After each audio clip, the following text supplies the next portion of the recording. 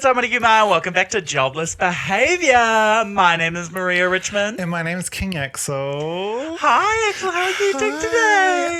I'm good. I did have some suspicious avocado. And it almost threw my whole day off, but we're feeling good. Was it a papaya? What's a suspicious avocado to you, Mama? It was it could have been mold. It could have been mold. It was a little, some dark spot. Originally, Axel described it as, there might have been a dark spot. Well, mold is different from it was dark spots. What's mold? What is mold? What is mold? Hot take. Welcome to our podcast today. Today we're discussing what's mold. No, today we're going to talk about... We've got an extra special edition of the podcast for you guys, i.e. Nobody's releasing any music at the moment because they're all afraid of the big dog Taylor Swift. Yes. But no, I've been on YouTube, obviously editing the videos and stuff, and I found this little feature, and it gives you video ideas, and I was just I'll have a little look. And when I was looking, I saw one title, "Is pop music evolving or stagnate?" And that just is it. I was really intrigued by it, so I thought we could just talk about that today. Well, step one, do you believe in evolution, yes or no? Maybe. Maybe? Maybe. No, I'm kidding. No. Yes, I do. In a general sense? In a general sense, yes. Do you? Yes. I think there's evidence for it, of course. Yeah. Show me a better idea, honey. Yes. Mama. No, I'm not going to say that. Mama. Do you believe in evolution in terms of pop music? See, this is an interesting one. Yes. No, I was talking to my boyfriend last night about it. And each time we kind of made a point, it was but what in relation to? Because I feel personally us, I feel it's evolving in terms of my personal taste and what I'm enjoying. But in terms of commercial success and the commercial charts and stuff, that's what I feel should be our relation today, is what's happening in the charts in terms of pop music. Right. Because I feel if we're just I like this. In terms of success. Okay, got it. Yeah. Well, I think you can't examine evolution in an individual. Evolution as a concept happens in iterations throughout time. Oh, yes. So we need 100,000 years worth of pop music to go through. Well, yes. Evolution takes a while. I think someone who's had even a 10-year career in music, I wouldn't even say that they've evolved in their music. In terms of what, though? Their actual abilities and tastes, to be honest. Do you feel you I have feel the same after music? about 10 years. Yeah, but do you think you have the same artistic taste and music taste that you did 10 years ago? 10 years ago? What year are we in? Oh, 2015. I was listening to Emotion by Carly Jepsen. I think I do. In 2015. Mama. Hello, yes. Yes. We'll later go on to talk about nostalgia effect. But yeah, I feel my sort of artistic taste has changed a lot in 10 years. I think so. That's an shame. Well, you've only recently gotten into pop music, comparatively. Oh, I don't know. But I was... you've always enjoyed pop music. Yeah. What's pop music? But I feel 10 years ago, 10 years ago, I would have never listened to Ethel Cain, or Arca, or Sophia. No, yeah, Sophia. I think it was 2018. I want you to point to the pop artist in there. No, but in terms of just artistic taste, when you say... Okay. You don't see...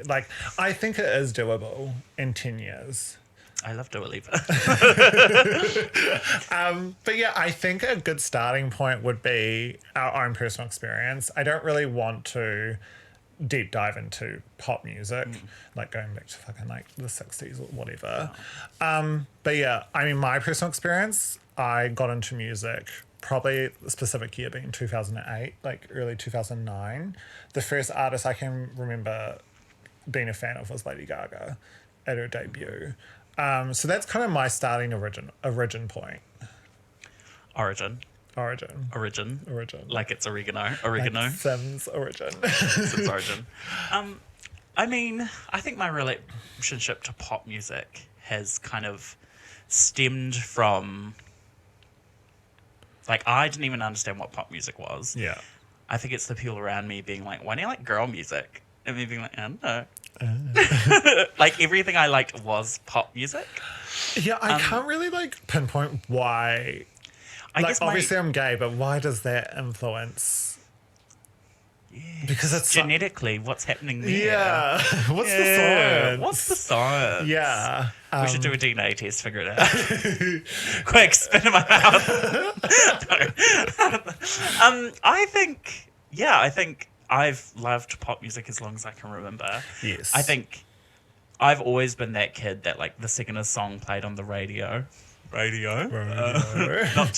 to date myself.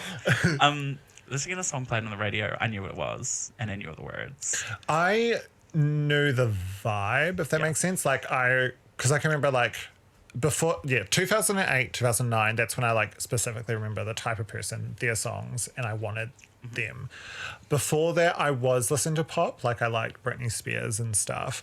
But I remember, I think it would have been, like, mid-2000s when I was, like, 5 to 6. I loved Alanis Morissette, but I never knew who. Well, my parents played it a lot. Bloody ironic. Yeah, like, I remember really being into her, which would come back to me, like, quite recently. But it is such a fascinating sort of idea, I guess. I mean, yeah, I feel like, not to say my taste was developed by this, but I remember, in the car on the way to school in the mornings on a Friday, they do, like, the top 40 countdown. Yes. And because we live so far away, it would be like a half-hour drive. So we'd hear the entire top 40 countdown. Yeah. Or I'd be watching C4 at home at TV after school. C4. And they do an MTV top 40, both New Zealand top 40. And then I believe on a Friday as well, or on a Monday or a Tuesday or something, they would do, like, international top 40. Yeah.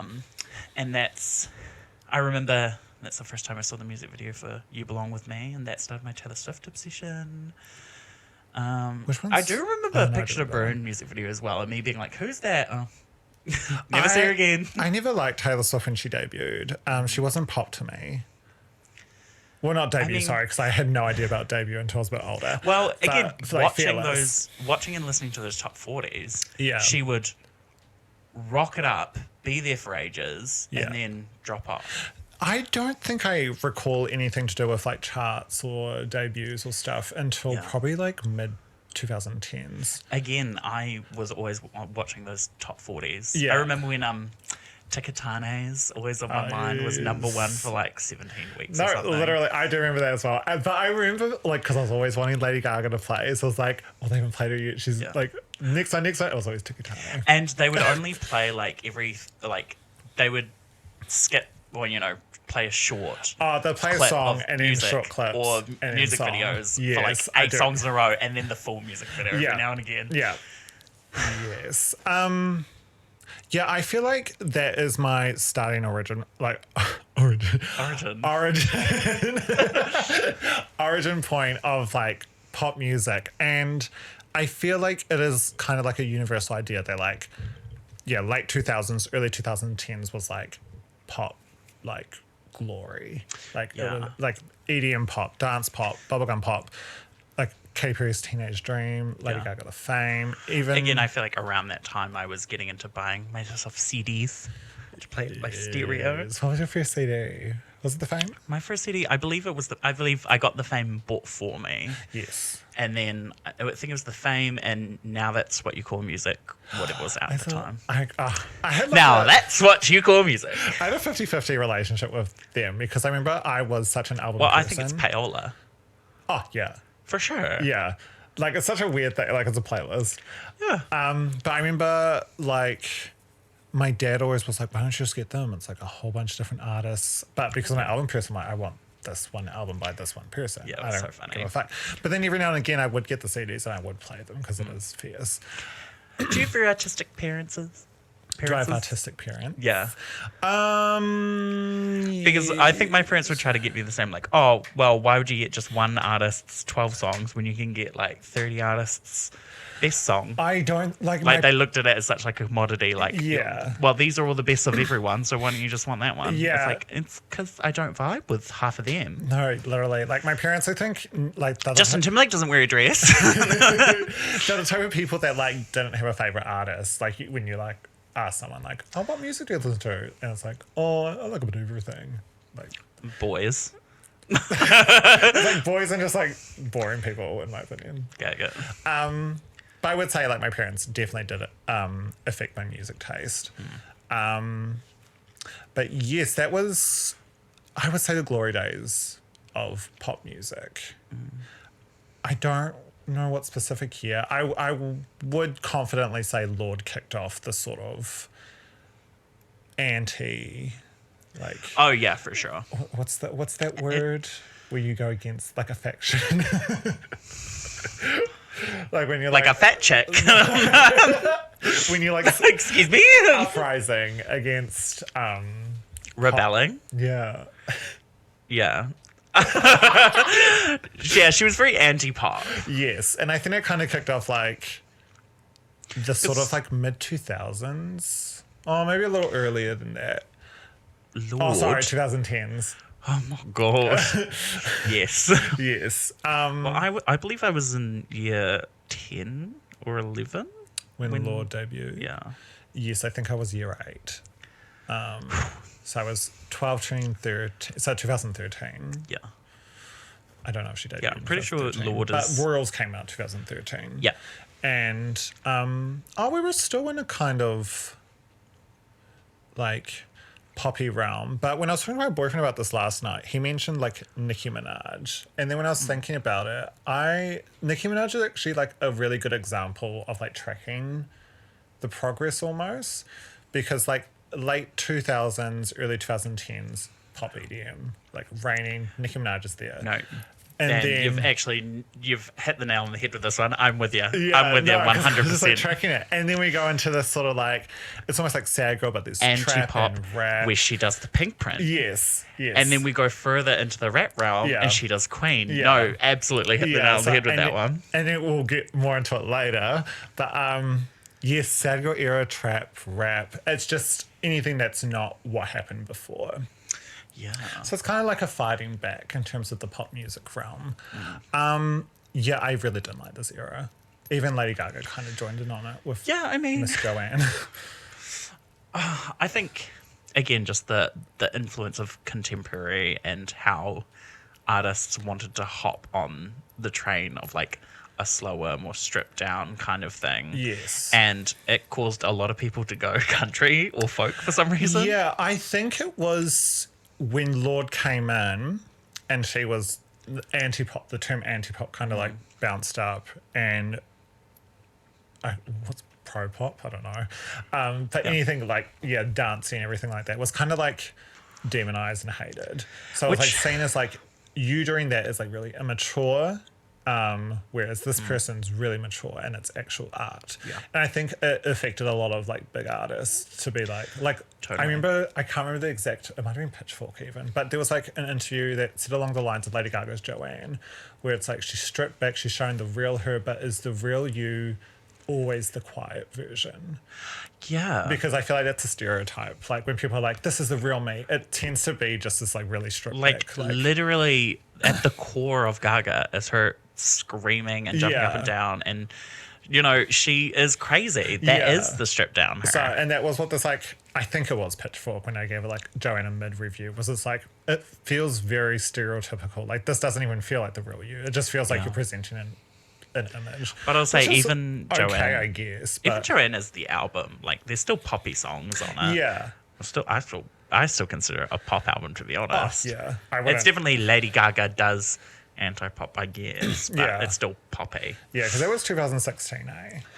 Maybe 2015? Maybe end of 2015, early 2016? Yeah, I can't remember. Neither.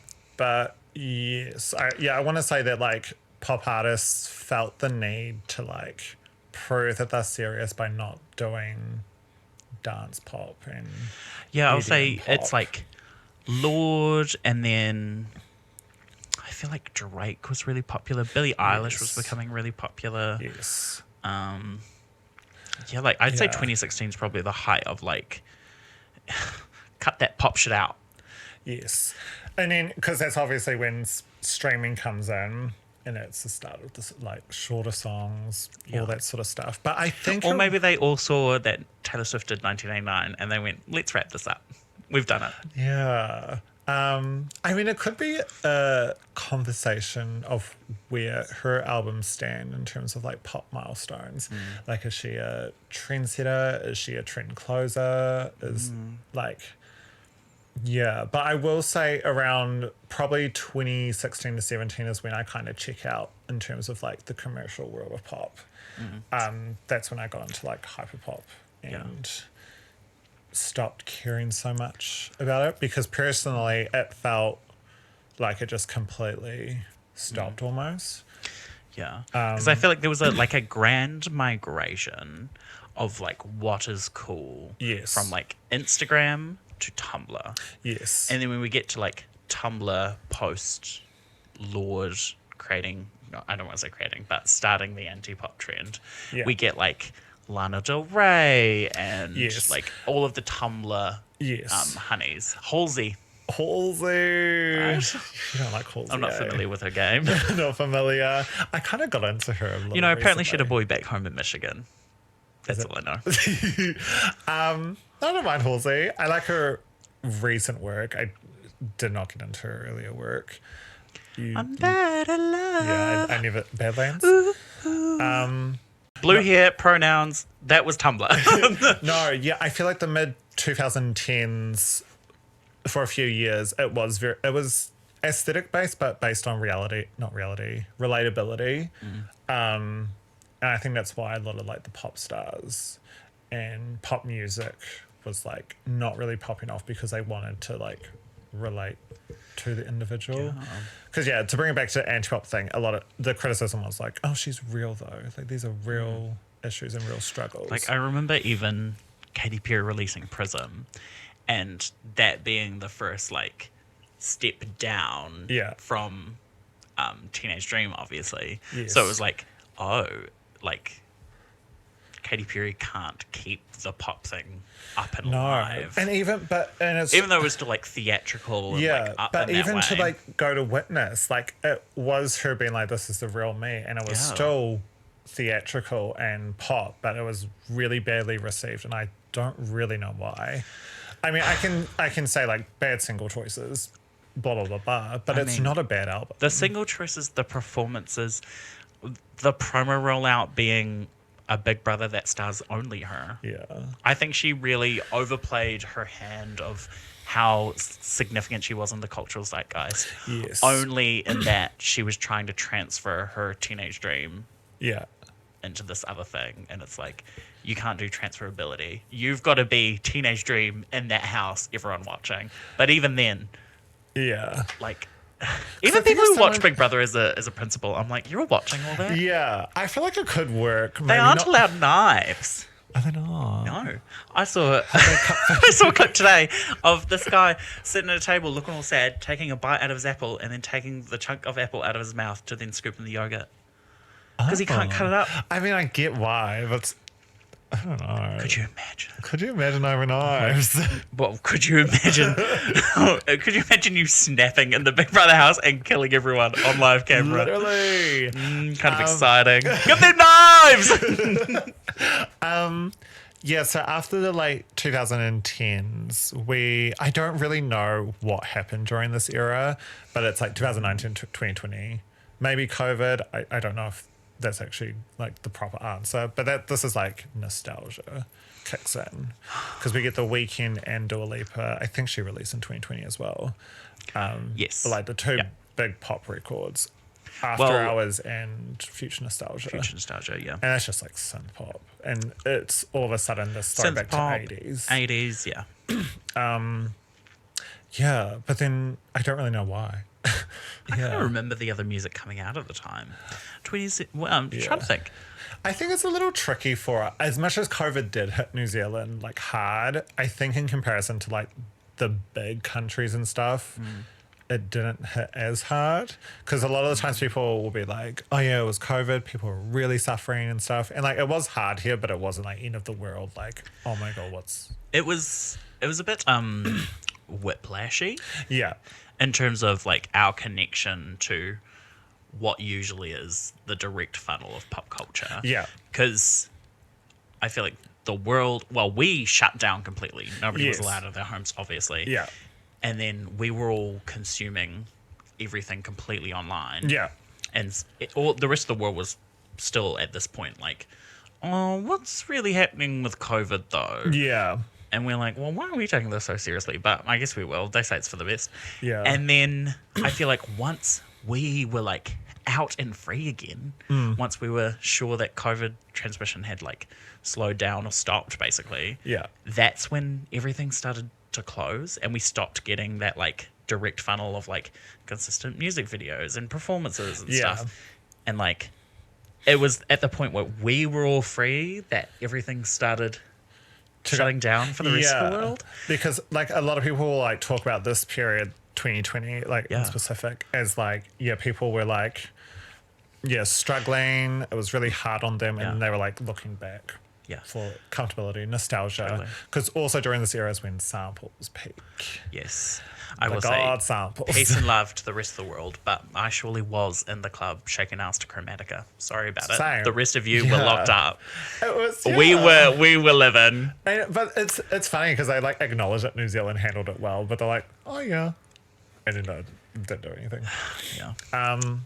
But yes, definitely samples were rising during this time, which leads me to believe it was just nostalgia, because this is also like when a Y2K kind of comes in again, like trend patterns every 20 years. Like the 80s were popular in the 2000s, the 2000s becomes popular in the 2020s. Like we're about to start to see a resurgence of the 2010s, honey. But it's also it's like I feel like there's not a 2020s sound. You can't really pinpoint one.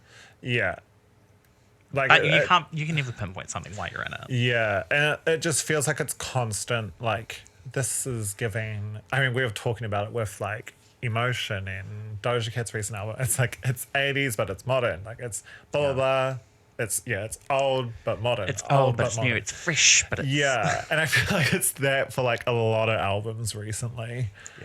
I mean, we could discuss TikTok maybe affecting that, but I don't really know why. Like the world, I guess, is like constantly like looking to like go back, and I think that comes back to our question: are we evolving or are we like stagnant? Are we just like repeating? I honestly, does I think stagnant being that pop is consistent and not changing. If anything, I'd say the kind of mainstream media of like everyone's paying attention to one thing is dead and gone. Like the way that when someone used to drop a music video, everyone used to watch it. And now you couldn't pay someone to watch something for 3 minutes. No. So that's the thing with music videos. It's like a lost art. Well, music videos completely gone. So then, what are we talking about when it comes to music? Is just the sound. And when it comes to things like sampling or even something blowing up, it's like an independent artist can blow up on TikTok if it's TikTokable enough. Like I've never really had a problem with TikTokification of music. But that's because I also did music as an independent artist. And it does benefit them. But then it has created this weird sort of like your song has to have like instant virality. And so it has to sound good in 2 times speed so that people will pay attention. It does really dial back the art of a song. We see a lot of artists, having really weak verses and the choruses are super repetitive. The song's been overplayed by the time it's released.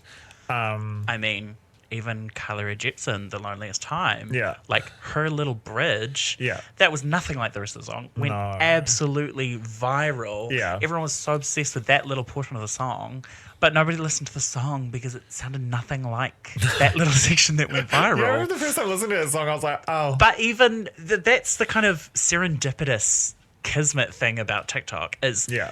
Carly Rae Jepsen was not sitting there going, oh yeah, this bridge, it's going to be the TikTok sound Yes. bite. But It's less like she just created it and then people went, what happened was Yeah. we reached the moon.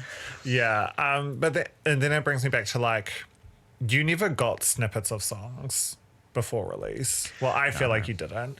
Well, Mr. Leak over here. Disregarding, Shout out Leak NYC. disregarding like leaks, but like a lot of times nowadays, it's like an artist will tease a song on TikTok for like Yeah. a good month. Oh, 6 months. months. Unholy Literally. by Sam Smith. I feel like they were pumping and promoting that 10-second Yes. snippet for months. Yes. To the point where by the time it fucking got to us, we were sick of it. Yes. And I feel like the same thing happened with Doechie's Anxiety. Yeah. Where everyone was like, oh yeah, love this song. Oh, fire up these nachos. Yeah. And then by the time that Doechie actually got it released and out, people were like, oh, Well, even hate like, this. I want Cameron Gauthier. And it's like, that is the first time you've ever said that. No, but it's like even today, like this is being recorded the day of What? of Kim Petras' new song coming out, and even listening to it, I was like, I have heard this quite a bit. I was going to say that I think it's from the bag a little, only in that its start is not strong. And I went, No. oh, I only like the chorus. No, literally, I was like, I think it will grow me a little, but I also just think I've listened to that chorus and Like the bridge. mouse. It'll grow on you. I've listened to the chorus so much, and so I like listening to your the whole song, look. I'm like, this isn't as exciting as like a So first song would be. tragic. The years TikTok. I It's a think fickle mistress, I it think. is. It's what's that? Double-edged blade sword. Yeah. Yeah. Double-ended dildo. Yes. Yes. Get fucked. Yeah, I think it's good though. I think the good outweighs the bad. I mean, yeah, it allows complete creative freedom. Yes. And if something hits with a lot of people, it will blow up. Yeah. I'm trying to think of like something. Oh, I think even Conan Gray got his like. Oh God, what was Didn't that even song? Chapel kind of get her like? Yeah, I think Chapel also starting- fired it up on Yeah. TikTok. Yeah. TikTok, it's weird Yeah. because again, you'll like hear a song and then like years later you'll be like, oh my God, that's you. Yeah. Like that's how I felt with Conan Gray when I really locked into not this most recent album, the album before. And then when this album came out, I went and I was like, there we go. I was listening to like, you know, the Family Line and stuff, and I went all the way back. Yeah. And it was You Maniac, do do do do. Yes. And I was I like, never that did was a cut- TikTok song. Yes. I never did Conan Gray. Love Don't know Conan what it Gray. is. I just Well, you're probably homophobic. yeah. If there was a faggot around here, oh my God. Yeah. No, I do like. Yeah, like I guess the complete creative potential. Yeah. But in terms mean- of like the commercial element of it, If we're talking about the commercial element, I think the main thing that drives pop as like an idea, not so much as Yeah. a genre, forward, is the change in demographic. yes. Like I think the highest purchasing power being, or the highest prevalent demographic group being 18 to or 24 and below, I have no idea. most for like cultural significance or whatever. Yes. It's the demographic they test all music and Ah, okay, yeah. TV shows in and stuff. Like, Yeah. I think it's 0 to 18 and 18 to 24 Yes. to see how much it resonates with the kids. Yes. Like, as people age out of that, then, like, I don't want to say they're stuck in their ways, but, like, No, I saw it. Like, Peace and Love, I've aged out of that demographic, and I'm going, yeah, I am still listening to Emotion by Carly No, Jepsen. yeah, I saw a like, TikTok. I'm not into the music that's being released right now because I've got the music that I grew Yeah, up no, I with. saw a TikTok about that. I think he used the age range of 14 to like 24. And it being Because that's the age that, like, kids start getting money to then go buy it's like their the albums or fundamental whatever. development age. Yeah. And then after that, people kind of just like reflect on, I guess, the old sound that they were used Yeah, to. it's like... But then it like comes back to us like, well, what's the current sound? And the current sound, just like perceiving it is just kind of like, I mean, I hate to break it to nostalgia. you, but, like, it's kind of because you're ending... no, You're being pushed out of the age demographic. I fully accept that, but I'm just kind of like looking at it as an outsider. It's like I can't even like describe it, Yeah. like what's going on. It's popular with the kids. Yeah, I mean, I feel like the last song that kind of, because I feel like TikTok's gone through a huge, I guess, like growth, evolution between 2020 and now.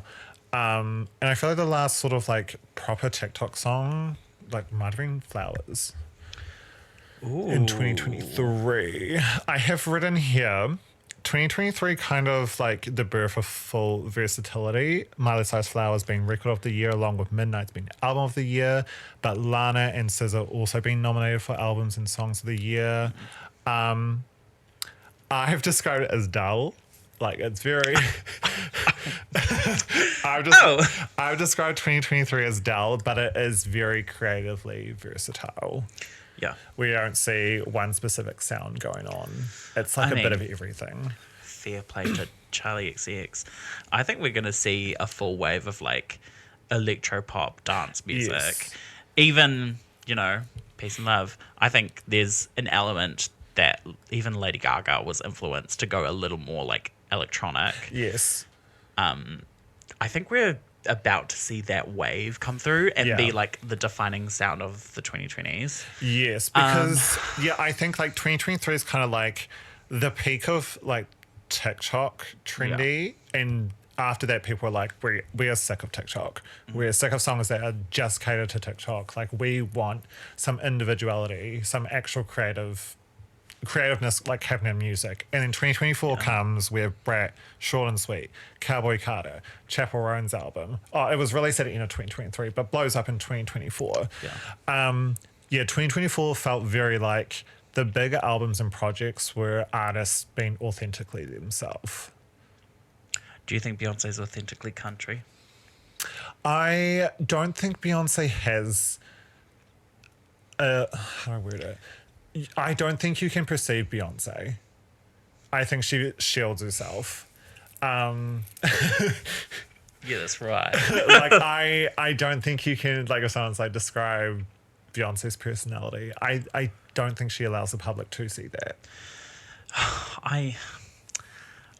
We need to do a Beyonce episode because I could talk about Beyonce till the cows come home, honey. Till the Cowboy Carters come home. Yes, I think after Self-Titled, or maybe it was during Self-Titled, she was pretty much like, fuck the media, fuck all of y'all. I'm going to present you an image of a product that's going to tell a story, have this grand idea, but you don't know me. And you will not get to know details of my life. You know who I blame for that? The media? Tyra Banks. What did Tyra Banks do? Oh, Tyra Banks, famously one of Beyonce's last proper interviews, where Tyra started the rhyming slant game. Beyonce Knowles, Beyonce Souls. Do you think people have a soul? Beyonce Bowls. Do you ever go bowling? And Beyonce surely left that and went, we're never doing another interview ever again. It's the fact that, like, I mean, I feel like I've only seen the Miley Cyrus one, but they look uncomfortable. Yeah, because it's she just keeps crazy. going. It's Yeah. crazy. And also Tyra fully on crack and is like, Well, I feel like Tyra Banks. Anyway, Beyonce. But honestly, Beyonce amazes me just as an artist. Like when Jay-Z went into that interview, you'll never catch Beyonce in an interview. But when Jay-Z went into that interview and was like, oh, Beyonce plays her completed music around the house all the time. She has close to 100, 200 completely finished songs that the public's never heard. Yeah. I'm like, She's just truly waiting for the right influences, for the right timing, and then she's just fully sweeping them in where they need. Like, even some of the Cowboy Carter tracks were, I don't want to say rejects, but repurposed lost tracks from like 4. Oh, yes, yeah. Where they reproduced it into this like more country influenced contemporary album. I think she's kind of over the idea of having to, like, I guess be a musical artist. I think she's more of a storyteller. Oh, mama. She is doing it for the culture. Yeah. Like, she's creating cultural phenomena. Yeah. That's why I think Beyonce's in her own league. And I feel like it's injustice to compare her to other like big artists, because I just feel like she doesn't care. But that's kind of what I'm saying is she has all these completely released songs. Yeah. And instead of just like slapping an album together, she's going, well, what narrative can I tell with this? Oh, exactly, I can like, talk about how Black people are so disenfranchised in music and how they've been so hard done by. And let's reclaim these. Yeah. Genres. Yeah. Genres are a funny thing, aren't they? Yes, but that's why I feel like Cowboy Carter, even though I would be a whale. Even though it might not be representative of Beyonce. I mean, none of these albums could be representative of the artists because we don't know them, but they're presenting an idea. I almost want to call Beyonce reiterative, because the stuff she's creating therefore then represents Beyonce. Yes. Like, do I think Beyonce is a country artist? No, but I think she used country to tell the exact story she wanted. Yes. Like, the larger narrative, that being, it's not fucking fair that country isn't like representative of its roots and how Black people have been pushed to the side in it. And that's kind of all that's important to me. I don't need to feel that I know an artist on a like deeper level.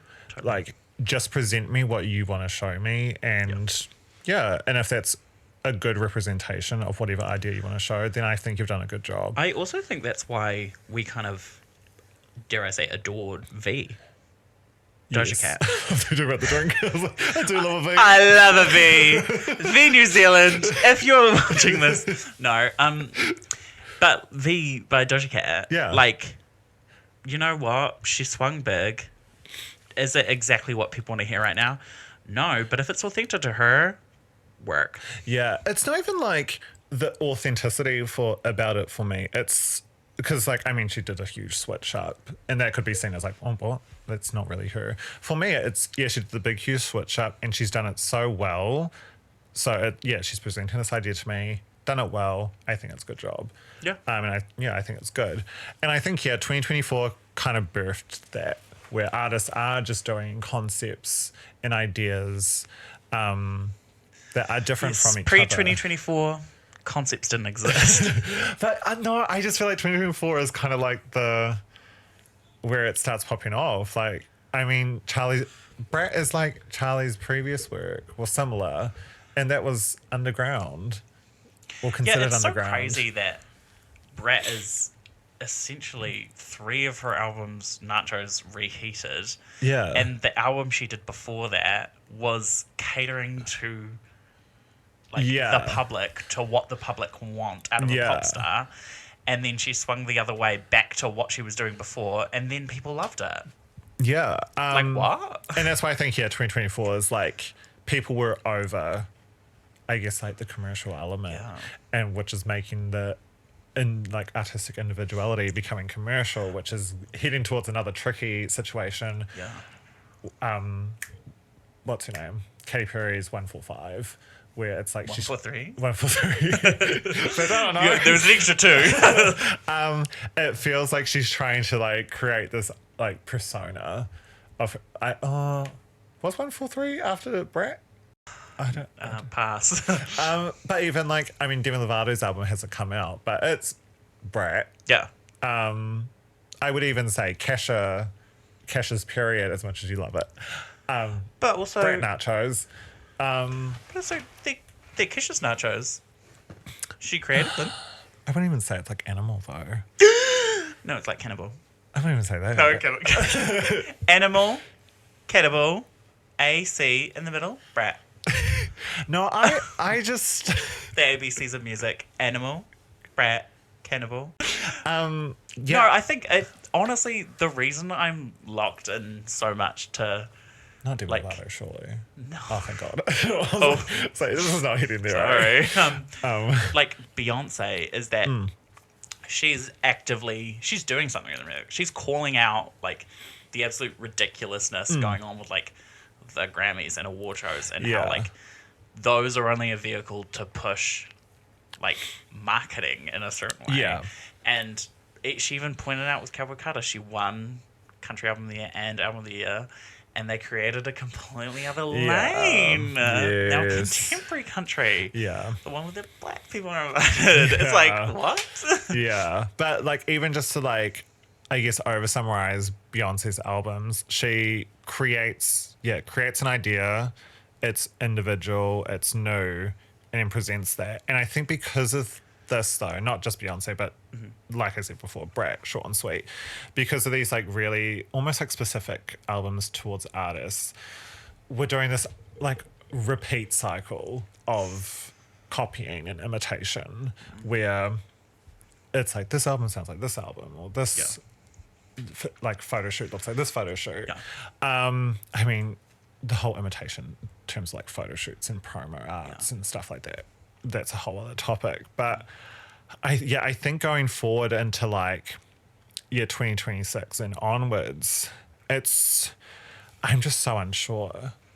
Yeah, I mean, because I would like to say there's a resurgence of dance pop and electronic pop, but again, also I that think could easily just turn into imitation. the pattern to me is so clear. Like 2020, us going into lockdown, it stopping like all party electronic dance, everything.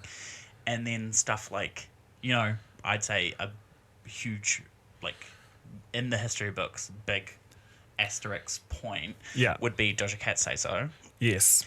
And I think we saw the death of that sound again, as I've said on this podcast before. Yes. Espresso with Say So Nachos. Yes, yes. And I think that the second that's a second super successful thing happens with the sound, that marks the death of it. Yes. Yeah. No, I'd agree. So I think we're seeing the end of Say So Nachos, and we're seeing the beginning of electronic dance music really coming back in full force with things like Brat and Mayhem. But I feel like it's like the whole sort of like... And of course, Demi Lovato's new album. Of course. No, well, literally produced by Zone, who produced on Brat. The photo shoots, the music videos. I mean, even her latest music video being a complete, I think it's Guess ripoff. I'm just so over Demi Lovato now. I don't like her. Now? I mean, I like... Sorry, Demi. Well, I mean, just to kind of like... just to kind of swing on Demi for a little bit. She is so... Like, she's always late to the trend. She's always chasing it. I think me and you have talked about it before, that... if you're tracing a trend, you're behind it. Yes. Like, a sound will come up, and then she'll do it once it's done. Yeah. What's that? I can't remember her album names, but she did it with that album that has Ariana on it. I don't know what it's called. She did it with... It's like a long-ass title. And she's like butterflies. She looks pretty. But then she did Holy Fuck, which is that like rock album, which for like years everyone's like, damn, we should do a rock album. And then the whole sort of like rock pop, indie pop thing finished. And then she's like, here's my album, which it is like a cool album, but it is also... In theory, late though. Yes. Yeah. But that's always been her issue. And now she's doing... Well... Well, it's not always been her issue. She's had a few issues. But now, she's doing Brat Dupe. Yeah, Dupe. She frustrates me. And then I need to stop shit on Demi Lovato. Yeah, I'm like, why are we sidetracking? People say this about so hard into Demi Lovato. Point being, I think, it's certainly the only thing I've really missed, and I think somebody has missed the opportunity to capitalize on, is the resurgence of like the early 2000s emo punk band sound. I feel like people are hungry for it, and it's just not hit properly. I don't know. Like, And I have a theory. is I think throughout the last 20 years, there's been a serious, not to get on my little soapbox, but there's been an eradication of the middle class. And I think that was a important stepping stone to have, like, parents with secure jobs or a secure income to then allow kids to practice guitar in their parents' garage and create garage bands and stuff like that. Yeah. Like, I think that's why we're missing this, like, potential resurgence in, like, punk pop, emo pop. Yes. I have seen that take before. I guess it comes back to, like, not relatability, but, like, the relatability in terms of struggle. I don't know. Like, I think people want to hear about struggles and then relate to that, even if they aren't struggling. And I guess, like, emo pop or, like, the early 2000s sort of, like, rock pop sound. Yeah. I never really listened to it, so I can't really speak too much on it. But just from, like, the general opinion, it seems to, like, lack a bit of depth. But I think that's why it resonates with, like, the pop sound. Yes. And why it does well on the charts and stuff. Yeah. Say it ain't so, I will not go. Turn the lights off, carry me home. I don't really know why it hasn't resurged. Again, I think it is, we're just not seeing kids in bands practicing in their parents' garage, going out, doing clubs, then, like, the natural progression of popularization of pop punk. I think in terms of, like, pop music, though, I think I don't know when it started. I want to say, like, since Lord, this emphasis on writing your own music. And themes of maturity and stuff. Because I found this, when I was, like, looking into this video, I found this article from 2018. Sorry, I just had a thought on that. I think the closest we've gotten, honestly, is Olivia Rodrigo. And she has absolutely blown up. Yes. Into mainstream. Well, yeah, I found... And even she, like, it's not about the struggle with her, but she's co-opted that sound without having to be, you know, in a band playing guitar or whatever. You know, peace and love to her. But she's co-opted that sound and it has hit its fucking audience. Yeah. Because I found an article from 2018 from Rolling Stone that mentions the rise of adult contemporary. And I was like, it's the next biggest thing. It's because I think they used, like, a thumbnail of Pink when she was doing, like, that transition. Love Pink. But also, like, it was interesting seeing that article when I've only really noticed the rise in it this year, which goes to show it's probably been rising for a while, and pop music could easily just switch into that. If we're talking about charts, then it might just be adult contemporary. But it is getting harder to understand in what direction something's going. Yes. Because we're not being pointed in a certain direction anymore. Like, again, people aren't all consuming the same thing. We're all kind of just consuming what we want. Yes. Yeah. I mean, it could easily be like when you said before the 18 to 24 range. I feel like that age range has gone up. It's more expensive to be a human, and younger people don't really have that. And so I think, it's the older people that are kind of, like, leading now. But I think that's also could potentially be the reason why that, like, we haven't seen, like, a distinct change or a distinct sound in the 2020s is because still people our age and a little bit older than us that are still consuming the same type of music have the purchasing power and are spending it in the same ways rather than it shifting along. Yes. Yeah, I think that would kind of explain, like, I guess, the past shining through in music. But do I think it's stagnant or evolving? I think it's evolving. I mean, it's constantly evolving. Again, when we talk about, you know, what pop music is just what's popular right now. And that's always going to be changing because people die and people are born. Yeah. Like, what is popular? Yeah. Who are the most people consuming something? How old are they? They're always, you know, a bell curve of ages. And it's those people in the middle who actually are the most people, and they decide what people are listening to, and that constantly shuffles along. Yeah. I mean, it's also hard to kind of depict it when predict it. Sorry, predict it when we're in we've just kind of kicked off the digital age, especially the streaming era. It's still so recent. I mean, even streaming as a concept, like, that takes the purchasing power that, like, 24 plus has, and makes it so that people who can't afford to go out and buy the album can still stream an album and still affect charts. Yeah. Yes. Yeah, I mean, yeah, I wouldn't like to say it's gone stagnant. I feel like saying that is just kind of pointless. Nothing in life is stagnant, honey. Yes, but I feel like at our age, it's like, well, you guys are just old. I was gonna say, bitch, do you need fresh tennis balls on your walker? Our age, I don't know about you. I don't taste a day of a 19. Oh, are you sure? No.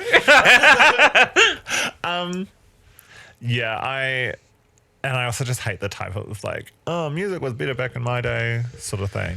Because I think it's just cool seeing constantly coming along. Well, I had really young parents. So my parents were listening to Snoop Dogg, Eminem, Biggie, and being like, you listen to Rihanna, she's so stupid. Listen to some Tupac.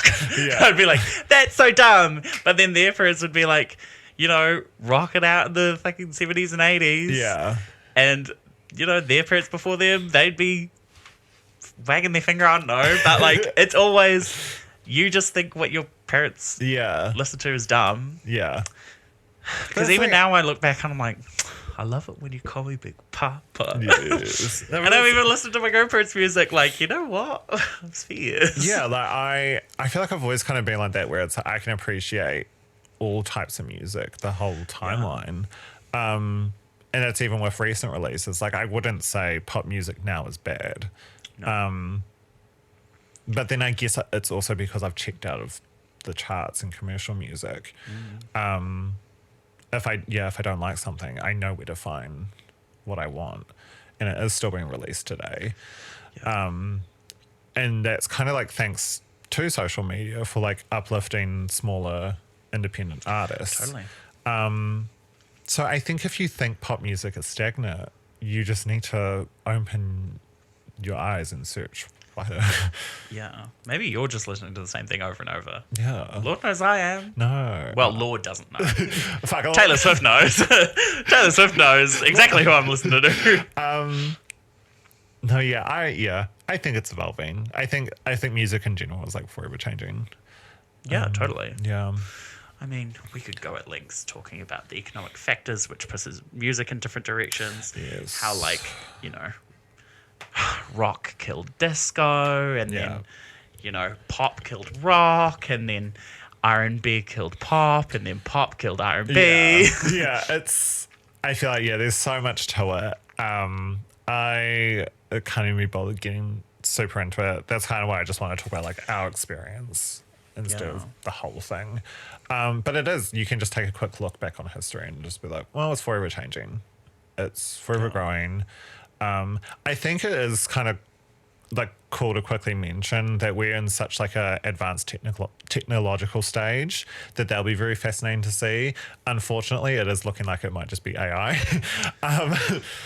But yes, it would be cool. Like, I mean, Sophie, like, literally, like, such a like artist. Like, if you don't know, like, all of Sophie's sounds, like the sounds that sound like cars, like balloons, all computer engineered. Like, it was so creative and so cool. And it was even kind of like used in Unholy. And that's kind of what I thought, like, okay, here comes the hyperpop, the really like advanced, not futuristic, but like just like computer sounds are coming through, and then that kind of just died off. Which is so funny because, again, cyclic, like, a hyperpop, a soft hyperpop, that's pop music. We've come back full circle to pop music. Yes. But yeah, I think, well, I think you know, not to speak a negative energy into existence, it's crazy to think where we would be right now if Sophie hadn't died. No, literally. Like, Sophie would be jack-handed off. Sophie would be working with everybody, you know? Because that's even the thing with Sophie. It's like I listen to like her. I wouldn't even call it an album. It's some mixtape at best. Her posthumous album, self-titled Sophie. It sounds outdated. Like it's so interesting to listen to it. It sounds a little outdated, which it is because she didn't create it right now. But that's the thing. It's like what once sounded so futuristic, so fresh, and I would consider ahead of its time now somehow sounds outdated at the same time. Yeah, because it's what was happening, 5-10 years ago, because that's when she was doing it. Yeah, but then, I mean, in terms of like an evolution cycle, maybe it's not like straight. Who knows? Sophie might have been Bonnie McKee, and she might... Sophie's Bonnie McKee. Sophie is Bonnie McKee. No, but like, how Bonnie McKee stayed with pop. Yeah. She was still releasing pop music, even when it went into this like anti-pop place. And she was like, I might be a bit out of the job. Nobody needs me right now, but I'm still going to make the music I want to make. Yeah. Sophie might have just continued to make the work she was making. I don't know because she had such a stylized, specific sound. I would say she had two specific sounds, and it is kind of reflected on. Oh, okay. What up, man? Just a quick little mention of the posthumous album. It's like it was promoted in two different colors, purple and pink. Pink being pop For girls. Pink being the pop sounds, like dance pop, like commercial music, I guess, and then purple being the like rave sort of stuff. But yes, I feel like we're getting a bit off topic. Could you explain to me what a rave is? Rave. Talking about. I don't know. How would you explain rave music? It's electronic. It's like Look, you can't spell graveyard without rave. and I'll leave it at that. Yes, I feel like we got R.I.P. Sophie. No, yes, R.I.P. Sophie. Yeah. I feel like that brings us to the end of our episode. That went really fast. Did it? I'm looking at it. It's an hour. Oh, clock that tea, honey. Well, yes. I told you I could stretch it out nonsense for an hour. Do we have a definite answer? Is pop music evolving or stagnant? Evolving. It's always evolving. Yes. The world stands still for no crossing. Yeah. Well, it's like, to bring it back to the point when I was talking to my boyfriend about it, it depends on what you compare it to. Yeah. It's such a big question, many answers, and at the end of the day, nobody releases the same album twice. Yeah. Not even Nicki Minaj. Well, yeah. Well, that's today's episode. I feel that's today's episode. It feels like it's gone so fast. That's why I'm like, I feel weird closing it, but it is an hour for sure. Also, please get in the comments or in the DMs and everything, and tell us if you like these more philosophical episodes, because sometimes we really just do not have an album to go through. No. And Lord knows I love bringing up dead horses and just being like, you know what, I would love to talk about Born This Way by Lady Gaga. I would love to talk about Beyonce by Beyonce. Yes, we do have to do Beyonce. We do. I forgot about her. Yeah, and like, of course, we're happy to go back and review those albums, but also, I mean, yeah, I really enjoyed this. If you want to hear more stuff like this, let us know. Let me know down below the comments. Flick us the DM. Come on. Well, thank you, Maria, for being here. Oh, thank you so much, Axel. Yes. Such a pleasure. I know, a bit of tinted moisturizer, a bit of mascara. Yes, a bit. Yeah, on you. On me. Yes. And thank you so much for watching or listening, and we will see you next time. Bye. Put your heart in the plastic bag. Thank you so much for tuning in to Jobless Behaviour. Want to keep up to date with everything going on at the office? Follow us on Instagram and TikTok at Jobless Behaviour PC. And make sure to share this podcast with your friends and leave us a rating and review.